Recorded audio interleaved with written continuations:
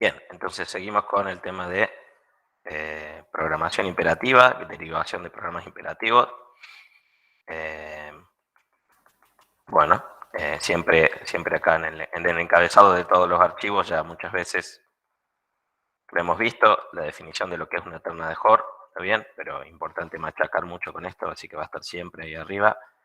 Eh, Recordemos entonces, si tenemos un programa S, una precondición P y una postcondición Q, la terna de Hoare está PSQ, es un predicado que afirma esto que está acá abajo, para todo estado inicial que satisface P, ejecutar S termina en un estado final que satisface Q.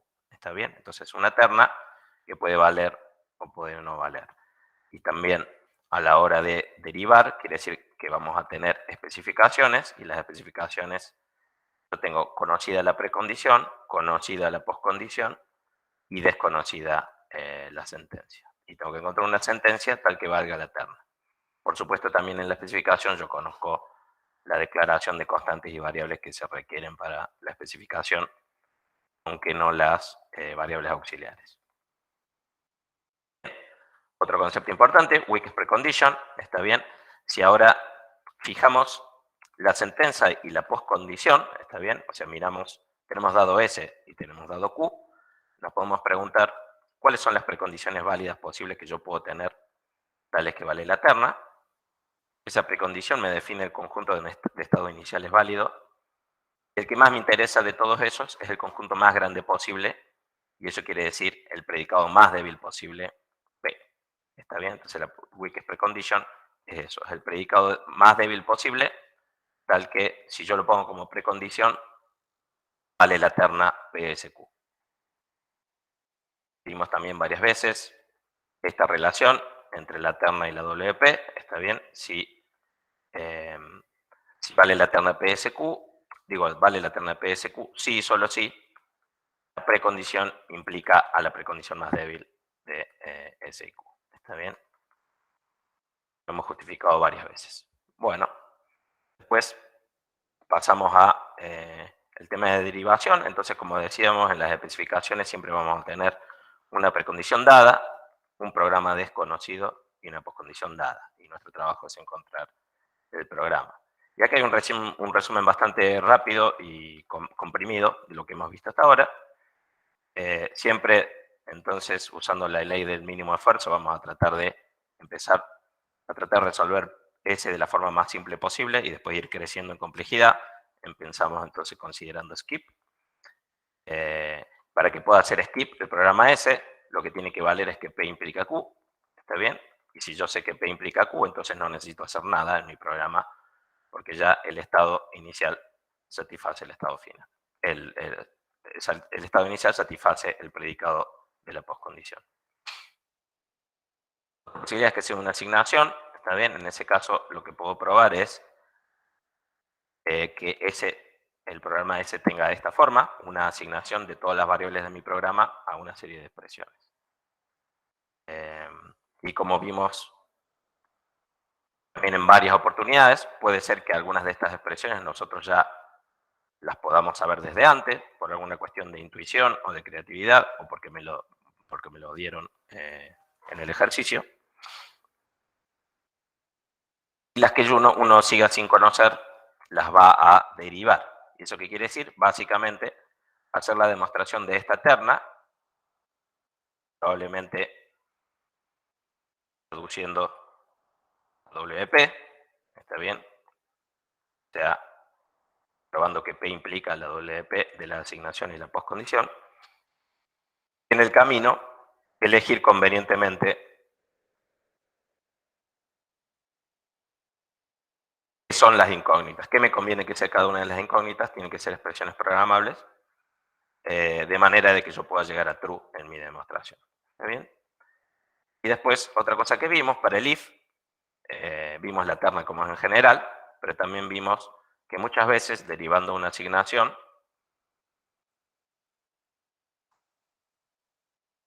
en el camino me aparece la necesidad de hacer un análisis por casos. En esa situación, lo que yo voy a terminar teniendo, o lo que yo en realidad estoy derivando, es un if que va a tener asignaciones en cada una de sus ramas. ¿Está bien? Acá está lo que vimos del if, para repasar rápidamente. Primero vimos la terna de Hort. ¿Está bien? Este es el if en su forma más general. Tengo n guardas, cada una con su rama, con su sentencia. Precondición P, poscondición Q. Y dijimos que esto es verdadero, esta terna vale, sí, solo sí, vale esta conjunción de cosas, que la estuvimos analizando en detalle.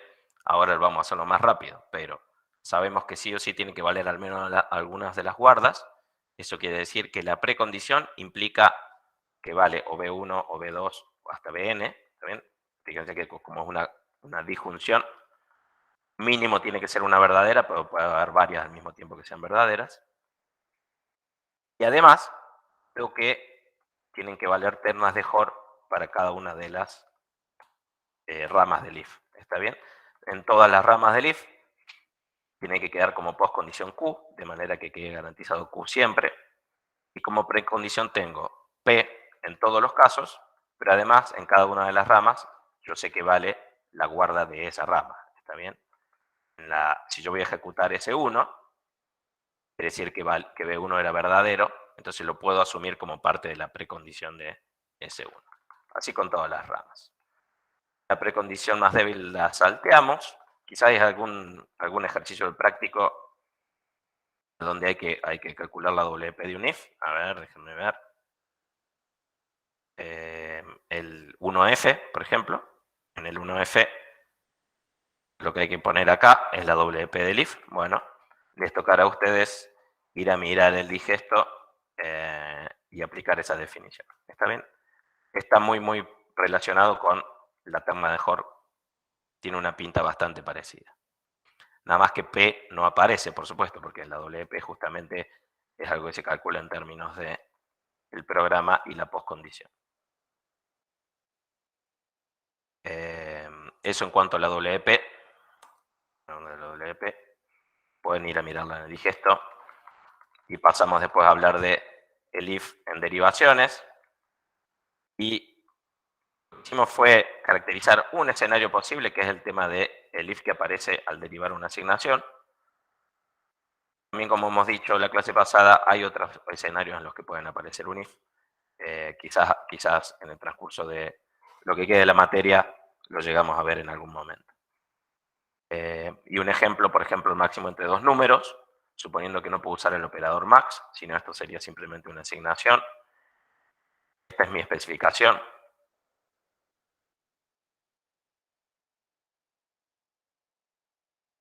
Bien, entonces tengo las variables x chica, y chica, y x grande e y grande son variables de especificación. Ese no puede ser skip, algo sí o sí hay que hacer para asignarle a res. Entonces probamos con una asignación. Sabemos que solo, como esto no me dice nada de x e y, puedo ya directamente probar con esta asignación de acá abajo. No hace falta que pruebe asignar todas las variables porque sabemos que no hace falta. Entonces la asignación va a tener esta forma. Vamos a derivar, o sea, tratar de develar la incógnita E demostrando la terna. La terna esta, ¿no? O sea, demostrar la terna, que equivalentemente quiere decir demostrar que la precondición implica la WP de S y Q. Entonces, suponemos con hipótesis P, vamos a ver cómo hacemos para llegar a que la WP sea true.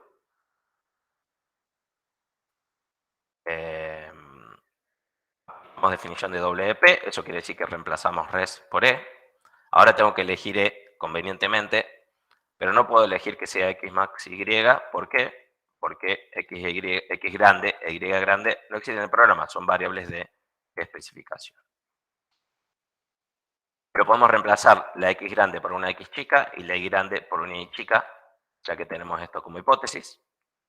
Ahí ya está mejor, porque x chica e y chica son variables del programa, entonces pueden ser expresiones válidas. Pero justo lo que dijimos en este enunciado es que no se puede usar max, que si se pudiera, el problema ya estaría resuelto acá. Pero como no se puede, lo que tengo que hacer es un análisis por caso. ¿Está bien? Entonces acá es cuando aparece el if. Primer caso, si x es mayor o igual que y, ese sería mi primer guarda del if. Bueno, en ese caso, la equivalencia que tengo es que esto es equivalente a esto, por supuesto. Definición de Max o propiedad de Max. Y ya me queda claro que en ese caso, entonces para esa rama, si yo elijo que E sea X, luego llego a true. La otra rama igual, pero con Y. Y así es que llegamos a este programa. ¿Está bien? Habíamos intentado derivar una asignación, pero apareció en el medio un análisis por caso. En ese caso, entonces, termina siendo no una asignación, sino un if con asignaciones adentro. ¿Una pregunta respecto de eso? Las cosas importantes que habíamos dicho. Las guardas deben ser expresiones válidas en el lenguaje de programación, por supuesto, porque esto acá y acá, estas son las guardas, no puedo poner expresiones cuantificadas ahí, por ejemplo. Y los casos deben cubrir todas las posibilidades, ¿está bien? Siempre tengo que cubrir todos los casos. Si no, la demostración no sería correcta, por supuesto. Secuenciación, como estamos de tiempo, súper bien. Bien, habíamos visto cuál es la terna de Hort, está bien, supónganse que yo tengo esta secuenciación, S, punto y coma T, con una precondición P y una postcondición Q, lo puedo poner también así abajo. Que valga esta terna vale, si, solo si, puedo encontrar un predicado intermedio R que valgan estas dos ternas. ¿Está bien? De hecho, lo podemos poner también así. Entonces acá R hace de postcondición y de precondición para la segunda. ¿Está bien? Es un predicado intermedio, ¿no? Me permite conectar estas dos partes. ¿Está bien? Con una aserción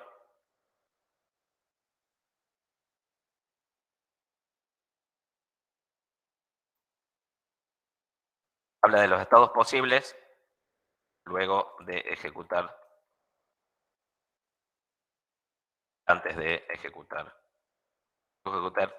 S y antes de ejecutar P. ¿Está bien? Si yo puedo encontrar un R tal que vale en estas dos ternas, quiere decir que la secuenciación vale. La WP de la secuenciación es esta de acá, es una WP de otra WP. Estuvimos mirando eso un poquito en la clase pasada, si quieren se lo repasan ahí en la grabación. Y bueno, ¿cómo va a aparecer la secuenciación en derivaciones? Hay muchos escenarios posibles, ya van a ver que cuando dividimos ciclos también vamos a meter secuenciaciones en algunos lugares.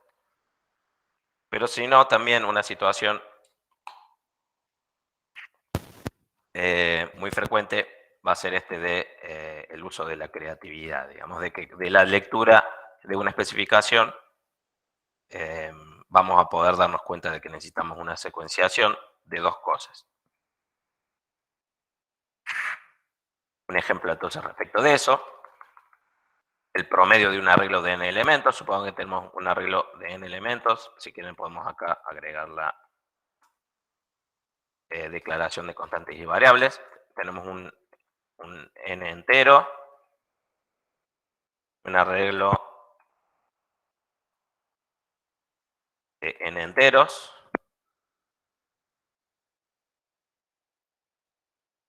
estos, no me acuerdo cómo era el tipo, pero supongamos que le pongamos real, no, pongámosle float.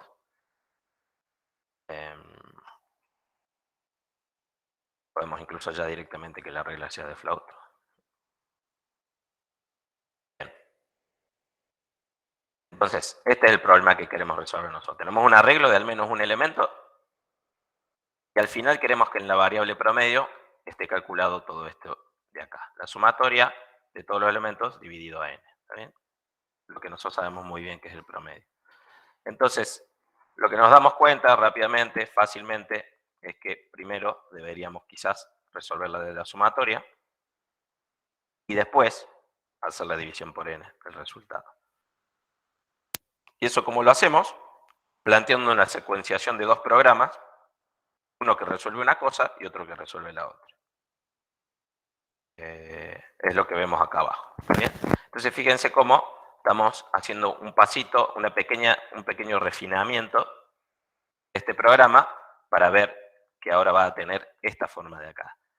Ese va a ser S1 secuenciado con S2 y en el medio voy a poner un predicado R que me dice que yo, luego de haber terminado de ejecutar S1, voy a tener en la variable suma una variable nueva que también tengo que introducir. De hecho, vamos a ponerlo acá también, promedio, coma suma.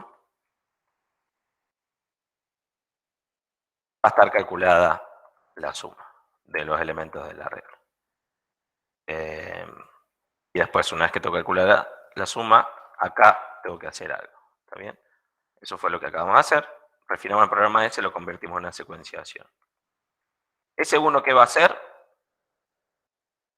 a ser un programa que calcula la suma de los elementos de un arreglo. Ese ya lo hicimos. ¿Está bien? Tiene una inicialización, que es una asignación, secuenciado con un ciclo, con un do. Ese ciclo va recorriendo todos los elementos del arreglo y los va sumando. Ese 2 está muy claro. Digo, ese 1 entonces está bastante claro. ¿Y ese 2 qué es? Está bien, ¿no? Pero es una simple asignación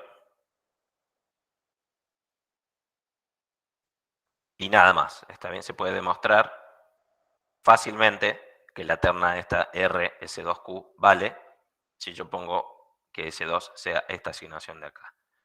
Promedio, si en suma tengo calculada la suma, si yo a promedio le asigno suma y lo divido por n, voy a tener el promedio. ¿Está bien? Perfecto. Entonces, ¿a qué se parece esto si queremos relacionarlo, vincularlo con algo de las cosas que vimos en programación funcional? Podríamos decir que la modularización. ¿Está bien? Porque, ¿qué pasa? Primero, identificamos un problema accesorio necesario para resolver el problema principal. ¿Está bien? El problema accesorio es como la suma.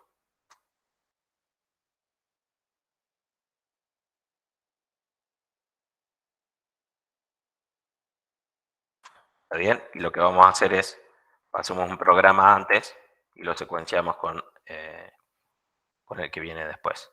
Si yo tuviera quizás dos problemas accesorios, podría hacer dos programas y después el tercero que calcula las dos cosas juntas.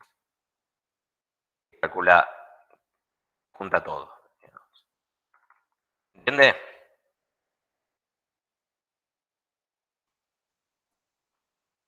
Bueno, esto era simplemente un repaso, lo único que agregué por ahí como concepto es esta relación con la modularización. Pero viene fácil hasta ahora, ¿o no? La cosa. Bueno, hemos llegado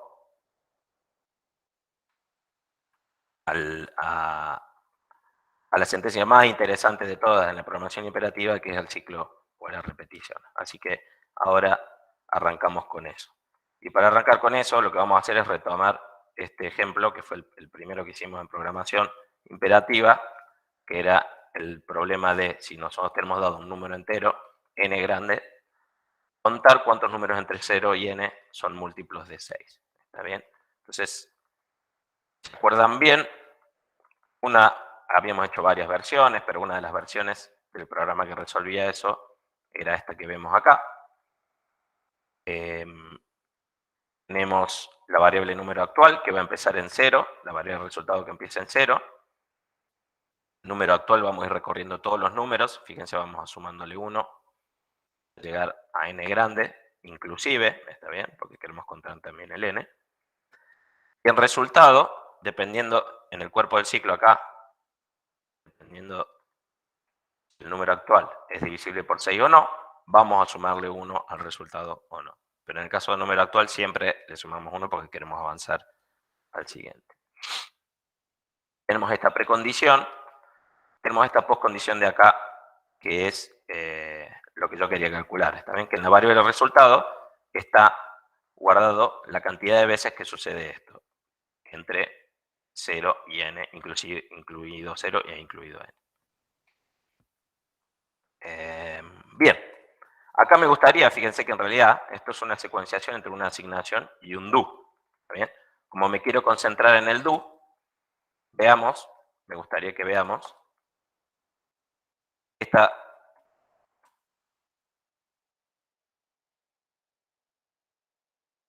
dedicado de acá, que sería la precondición del do, que podemos poner así medio a ojo, así ya nos queda la terna del do completa. ¿Qué podríamos poner? ¿Alguna propuesta? Mirando el contexto, digamos, ¿qué podemos poner?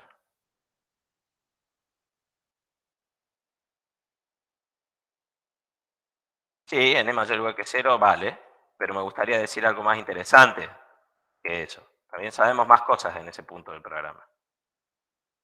N mayor o igual que 0, vale. Es muy débil, ¿no? Eso. Número actual igual a 0, ok. Ok. ¿Y hay algo más? O sea, eso está bien también, porque acabamos de asignarle 0 a número actual. Entonces podemos decir número actual igual a 0, ¿no? Y al resultado también le asignamos 0. Entonces, ¿por qué no le ponemos resultado igual a 0? Nada mal, ¿no? De hecho, esta partecita de acá la vamos a omitir porque es una constante y es un predicado que vale siempre en todo el programa, así que no hace falta ni ponerlo. ¿Está bien? Sabemos que como n no se va a tocar, va a valer n mayor o igual que 0 siempre, siempre. El número actual igual a 0 y el resultado igual a 0 son variables del programa que pueden ir cambiando. Es interesante saber que en este punto del programa podemos afirmar esto, ¿no? Súper fuerte. Entonces, podríamos decir que esta es la P, la precondición del do, y esta es la Q, que es la postcondición del do. ¿Está bien? Tenemos entonces la siguiente terna, ¿no?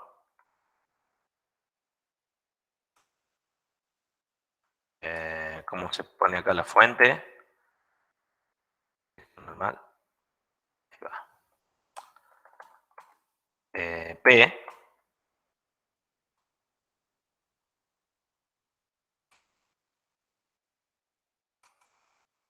tenemos entonces una terna de la forma E, S, OD y Q. ¿Está bien? Esa sería más o menos la situación. Ese sería el cuerpo del ciclo, ¿no? Sí, exactamente. Exactamente. Donde ese es el cuerpo del ciclo. NIF, ¿no? NIF en este caso. Uy, no sé qué hice. Quería poner texto normal. Me deja ahí. Vamos acá de nuevo. Listo.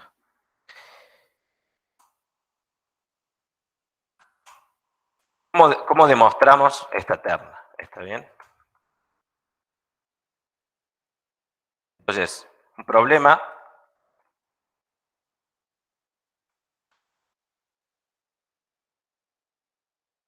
o sea, tenemos que lograr conectar lógicamente la precondición con la postcondición, ¿no? Es lo que tenemos que lograr hacer.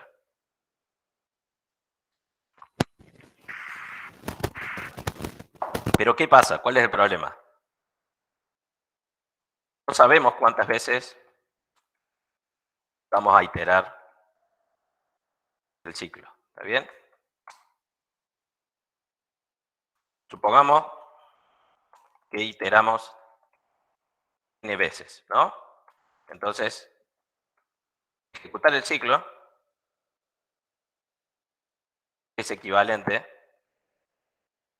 a ejecutar la siguiente secuenciación. Fíjense, sería como decir S, punto y coma, S, punto y coma, S, punto y coma, S, punto y coma, así, n veces, ¿no?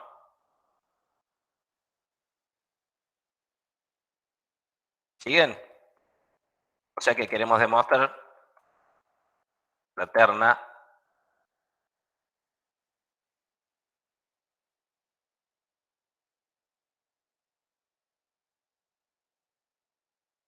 una terna más o menos así.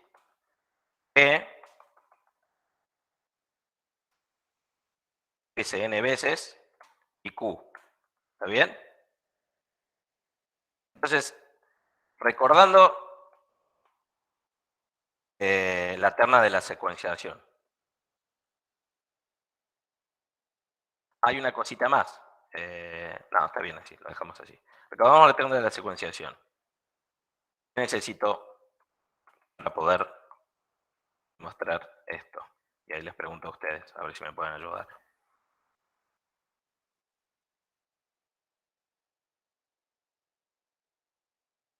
¿Alguien puede decir?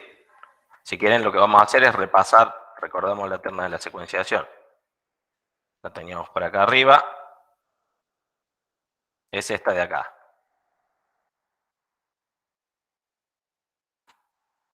¿Está bien? Entonces yo tengo una secuenciación entre dos cosas que necesito.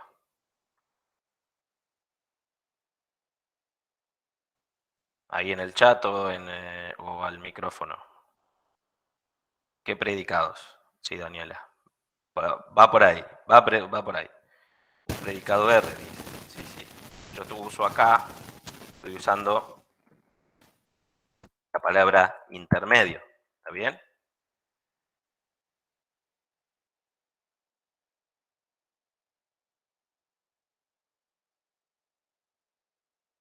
Predicado intermedio.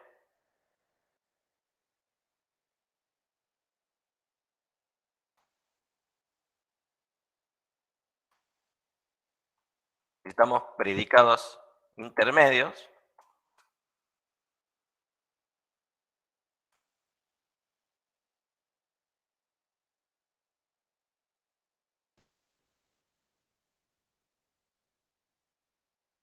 ¿Está bien? En el caso del ciclo, entonces, nos conviene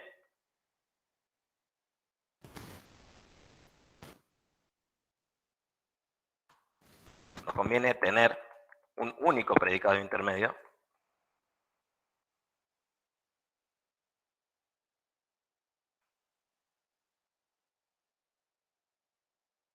Para facilitar las pruebas, ¿está bien? Porque si no, si vamos cambiando ese predicado, además de que lo tenemos n veces, vamos a tener que hacer n demostraciones, pero además no sabemos, a veces n puede ser 1000 y a veces puede ser 2. Entonces,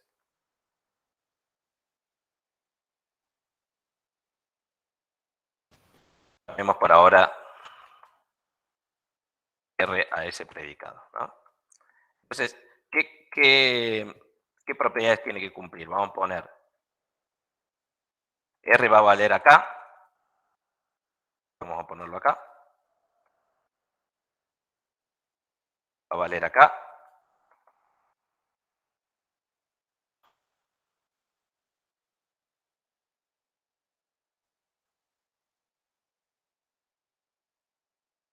Va a valer acá. Y así hasta... Vamos a poner los puntos suspensivos acá abajo. Demasiadas S. A ver, ahí. Para no tener tantas. Una, otra.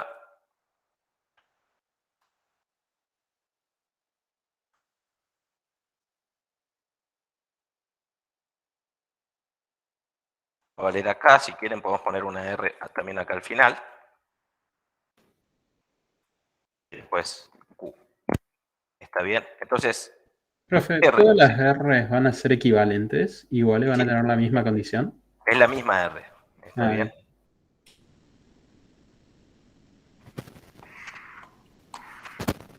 Y de hecho pongámosla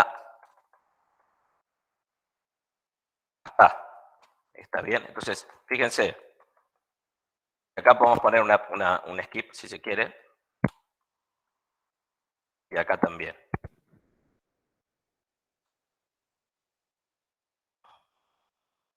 Bien, fíjense, al plantearlo de esta manera,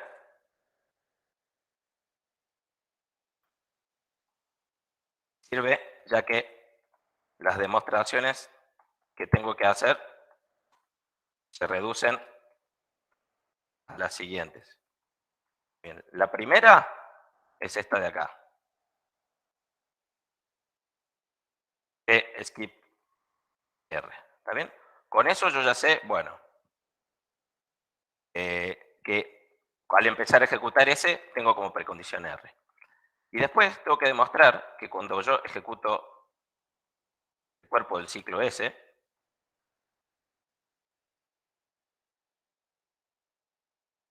R se mantiene. ¿Está bien? No se rompe R. El predicado sigue valiendo. Esto no quiere decir que el estado no cambie, y lo hemos visto varias veces, sino que el predicado sigue valiendo, pero vale de una manera distinta. Quizás, por ejemplo, cuando estamos calculando la suma de los elementos de un arreglo, el predicado de R me decía, bueno, hemos calculado hasta acá. Y después, en el cuerpo del ciclo, avanzamos un pasito más y calculamos un poquito más, pero el predicado sigue valiendo porque dice hemos calculado hasta acá, donde ahora el acá nuevo es un poquito más que antes. Ya lo vamos a ver en ejemplo. Y por último, fíjense, esta es la conexión intermedia, es este predicado de acá. R skip Q. ¿No? Una cadena de 3 cositas. ¿Está bien? Esta, que me dice, bueno, yo arranco con P, bueno, P me garantiza R. ¿Está bien? Y después, cada vez que yo puedo ciclar, voy a seguir valiendo R. Y después voy a decir, si yo llego a terminar, R me va a garantizar la postcondición. ¿Está bien? Ahora hay algo importante. Nos faltó considerar. Es la guarda. Bien, ¿en qué momentos vale y en qué momentos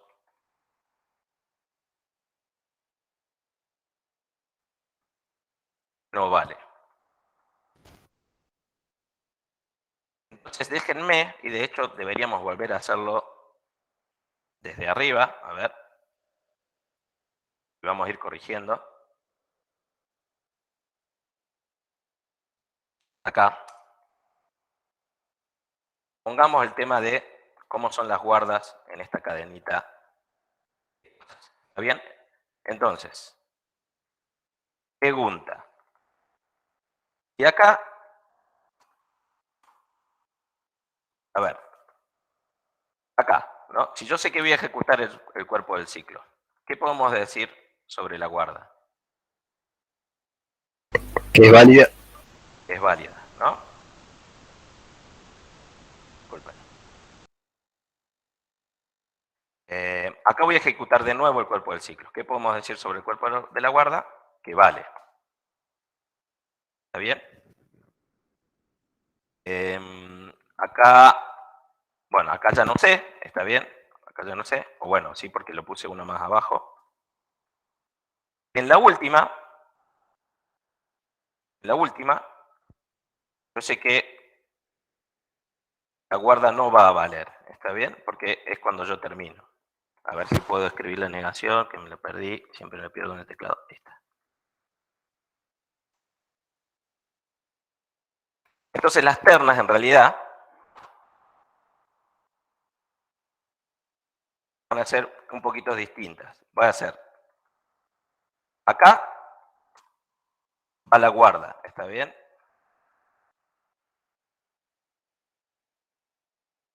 Acá en esta postcondición, en realidad yo no sé, porque yo no sé si voy a entrar al ciclo o no. Siempre la postcondición va a depender de si yo voy a iterar la siguiente vez o no. Entonces ahí la guarda no la voy a poner. Pero lo que yo sí sé es que si yo ejecuto ese, antes vale la guarda. Después yo no sé si vale. ¿Está bien? Y otra cosa que yo sí sé, puede valer, y si vale se va a ejecutar otra vez, ¿está bien? O sea, yo podría poner esto si quiero, pero fíjense que es un tercero excluido, ¿no?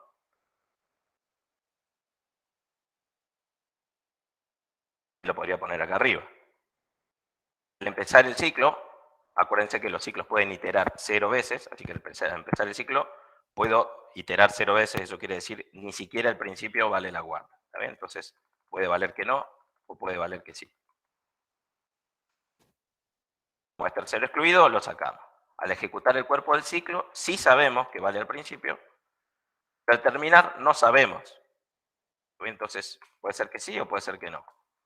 Al finalizar, sí sabemos que no. ¿Está bien? Entonces vamos a tener esta situación.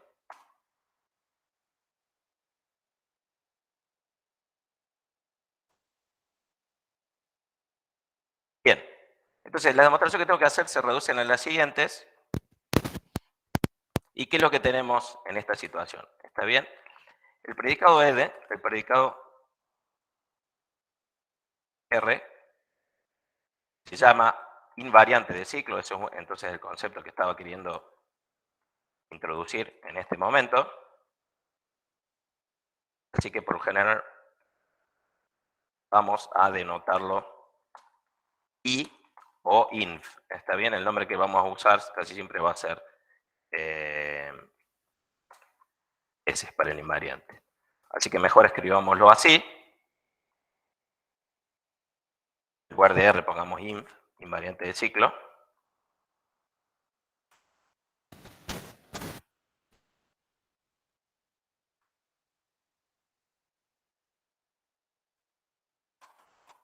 Y la pregunta entonces ahora, y ustedes me pueden ayudar a responderla, es ¿por qué se llama así? ¿Por qué se llama invariante de ciclo?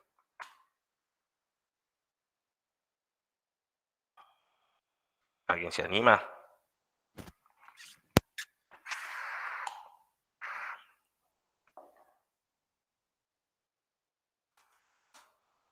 Nadie. Sí, a ver, varía el estado también. Hay un montón de cosas que varía.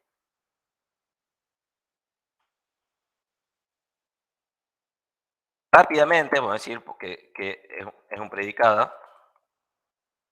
se preserva a lo largo de todo el ciclo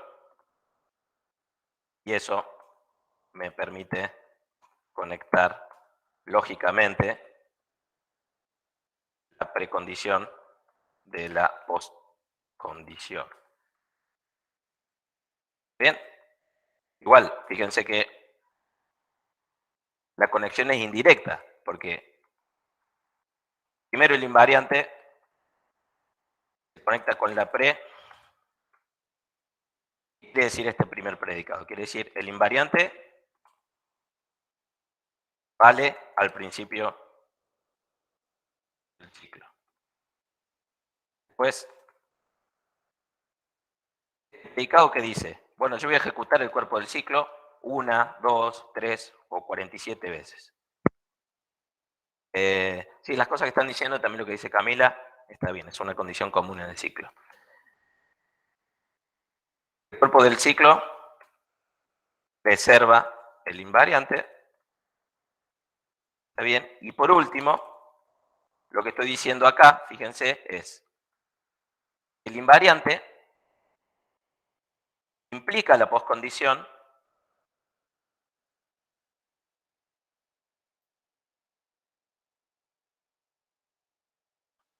al terminar el ciclo. ¿Se entiende? Entonces, fíjense cómo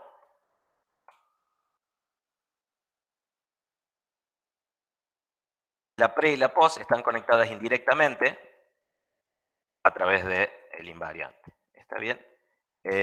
Y acá, estos predicados con estas ternas con el skip, también podemos escribirlas de otra manera. ¿Cómo podríamos escribirlas de una forma un poquito más simple?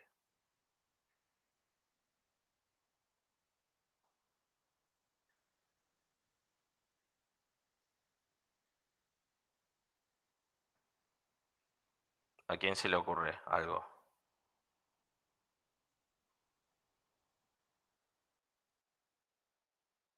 ¿Qué quiere decir P skip inf en términos de predicados? P implica inf, ¿no?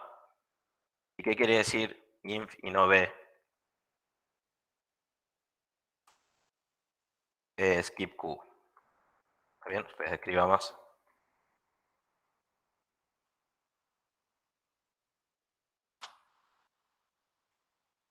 Escribamos las ternas skip usando su definición. Bien, entonces vamos a tener las siguientes cosas. Vamos a tener, por un lado, y pego 1. ¿Está bien? P, en lugar de poner P skip inf, directamente vamos a decir P implica el invariante.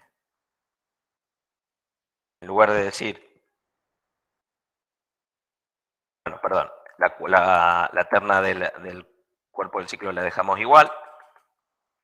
Y la tercera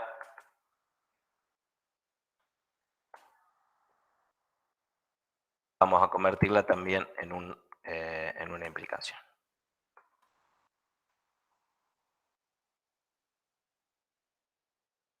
Pero cada una de esas cosas se pueden interpretar en lenguaje humano de esta manera, como tenemos acá a la derecha. ¿Está bien? Bueno, es lo que tenía escrito acá.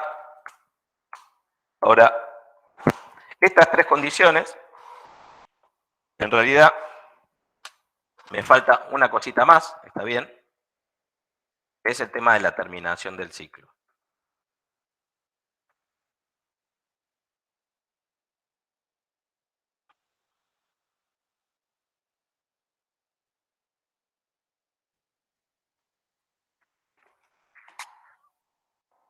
Terminación del ciclo.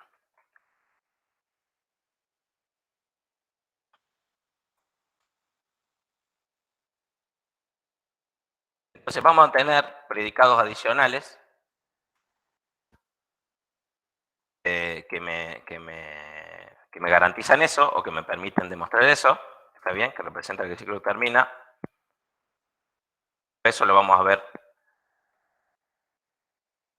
posiblemente en la próxima clase o quizás hoy si nos queda algo de tiempo. ¿Está bien? Pero si se fijan, podemos entonces ya resumir. Tenemos cierta idea ya de cómo sería la terna de Hort del ciclo. ¿Está bien? Vamos a ver si podemos escribirlo acá. Existe un invariante inf al que salen esas tres cosas que dijimos recién. P implica el invariante. El invariante es preservado por el cuerpo del ciclo.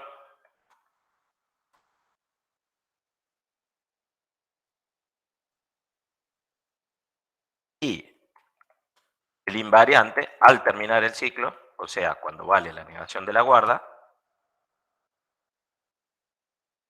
me garantiza la poscondición. Y por último, el ciclo. ¿Bien? Ese no puede ser skip, tiene que haber algo que me garantice que el ciclo termina. Podemos quizás saber en un momento al digesto de la programación imperativa, la parte del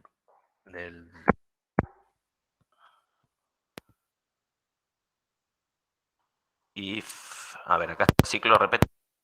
Fíjate. Tenemos los mismos predicados que acabamos de escribir, quizás en un orden distinto, pero que el predicado implica el invariante, que el invariante y la negación de la guarda implican la poscondición, y que el invariante se preserva en el cuerpo del ciclo. También recuerden, el programa S es el cuerpo del ciclo. Bien, la WP no la vamos a ver. Está bien. Y acá hay una interpretación gráfica, podemos capaz mirarla rápido ahora, y después la vamos a quizás repasar,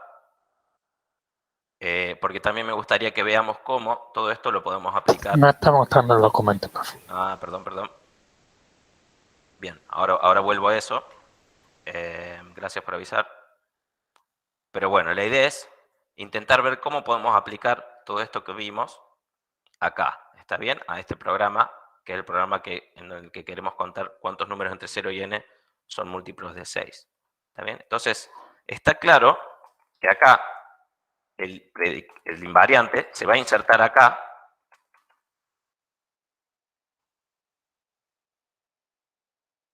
con la guarda B, a donde B es esto de acá, ¿no? Perdón. O sea, tenemos las siguientes cosas, disculpen, tenemos. Lo podemos escribir acá así. Skip invariante. Bien, necesitamos dar un invariante que satisfaga esa terna. Esto sería la condición 1, está bien, el invariante vale al principio. P tiene que implicar el invariante. Después, esta condición voy a tener para el cuerpo del ciclo. Y al terminar el cuerpo del ciclo debe valer el invariante de nuevo. ¿Está bien? Entonces, esto es por la condición 2.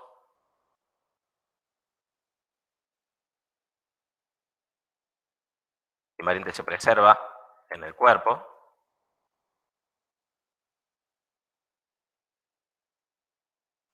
Y por último, acá nosotros sabemos que vale invariante y negación de la guarda. Entonces, si no hacemos nada, sin hacer nada, ya debería quedar garantizado la postcondición. Esto es por la condición 3.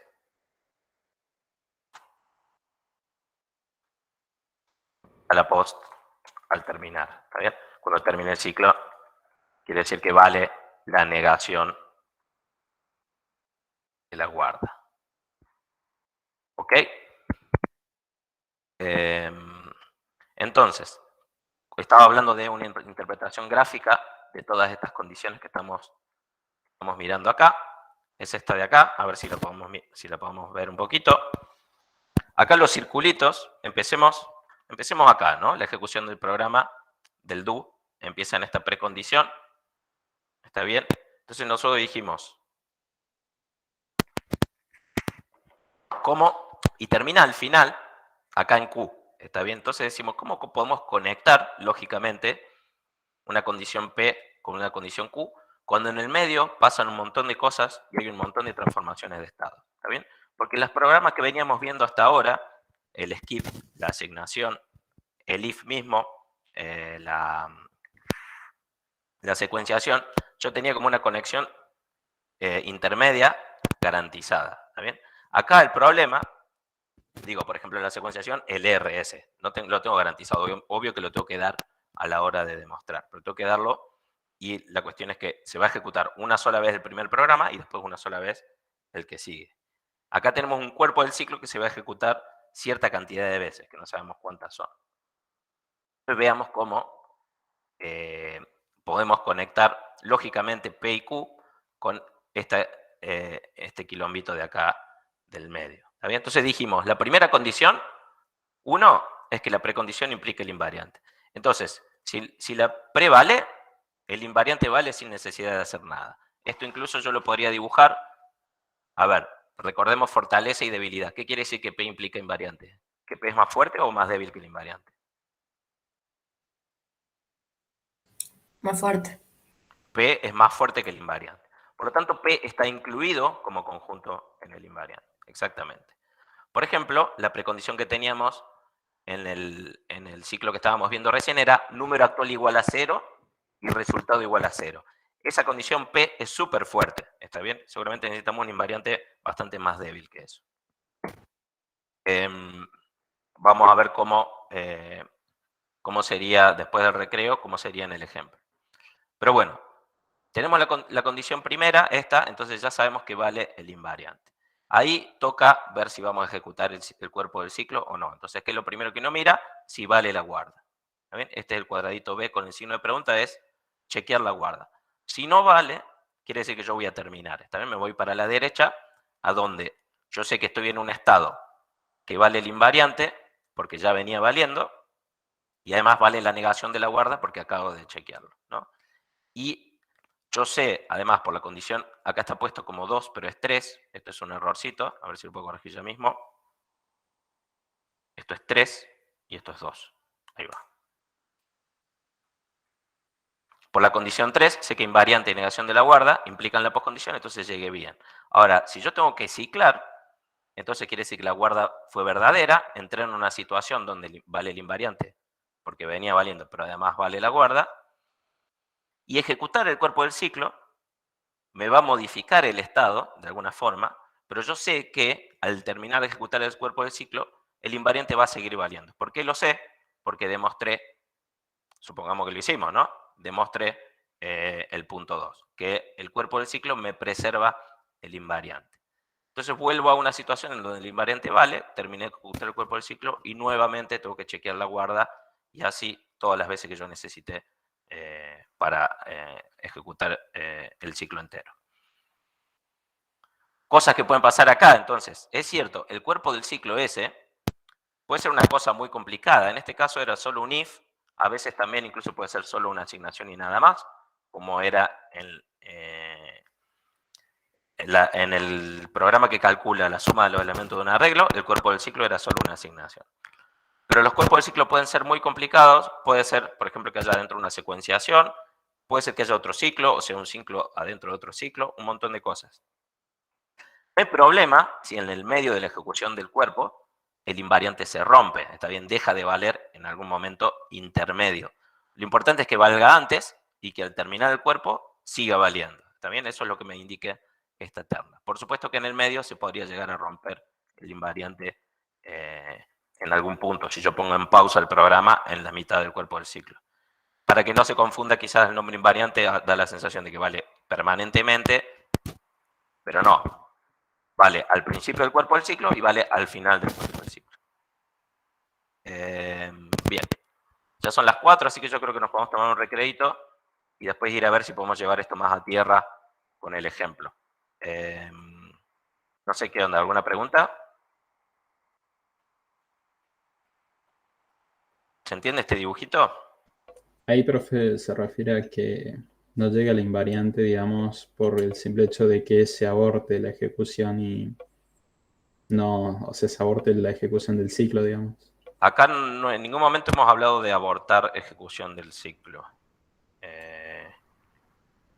¿Y por qué dice que puede que no quede válida después la invariante? No, que el invariante deje de valer en algún estado intermedio que suceda durante la ejecución del cuerpo. Ah, ¿Está bien?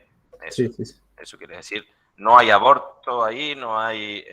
hay un predicado que de pronto se hace falso, pero es un predicado abstracto, que no es parte del programa, eso es solo algo acuérdense que son anotaciones de programas, son cosas que no son parte de los programas. Bien, bien. Son herramientas lógicas que nos sirven para demostrar que los programas satisfacen determinadas especificaciones.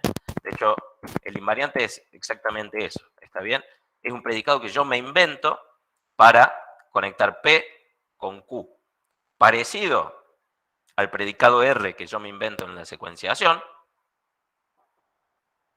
como estamos viendo acá. A ver dónde está la secuenciación. Acá. El R este, yo me lo invento para conectar dos ternas de HOR, ¿está bien? Y que me quede una sola, ¿bien? Eso sería el predicado que yo me invento de R. Pero mucho más complicado, porque en la secuenciación yo sé que tengo un programa y después el otro, y en el caso del ciclo, yo sé que tengo el cuerpo del ciclo y que lo puedo ejecutar una cantidad indeterminada de veces, a priori, ¿no? Va a ser hasta que la guarda sea falsa. Entonces, el invariante sería como una cosa parecida a este R, pero más general.